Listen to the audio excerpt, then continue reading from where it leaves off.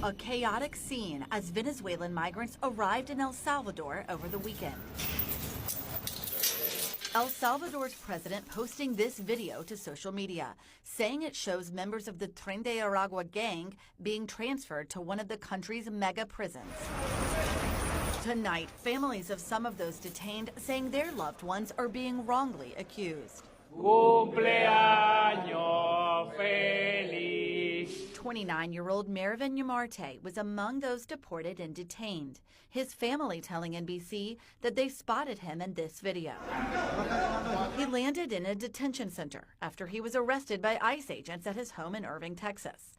At the time, he thought he was being sent back home to Venezuela, they said. Los que lo vieron, lo reconocieron. Marilis Cacique saw the same video.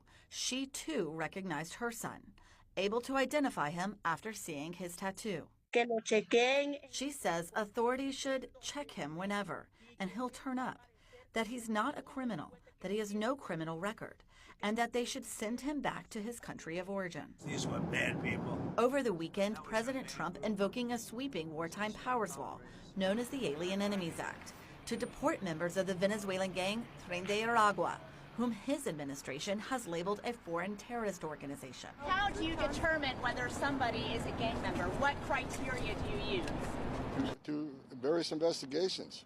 A lot of the ways we do it, it's law enforcement sensitive. I'm not going to share all that with you, but whether through social media, through the activities, through their criminal records here and abroad, I stand by everything we did this weekend, and I think the president keeping his promise to the American people.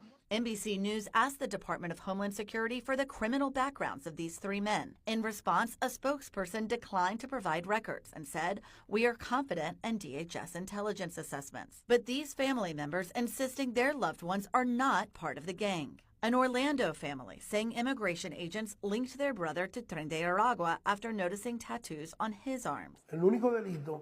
They say the only crime he committed was having entered this country and turning himself into authorities upon his arrival was his only crime, because otherwise he has no criminal record. The federal judge who ordered the Trump administration to halt those deportations of Venezuelans to El Salvador is now giving the Justice Department until noon on Wednesday to answer more questions to prove it did not violate his order by deporting more immigrants on Saturday night. Trump called that judge a radical left lunatic and has threatened to impeach him. In response, Supreme Court Justice John Roberts issued a rare statement saying the appeals process is the place to settle disagreements with courts, not through the impeachment of judges.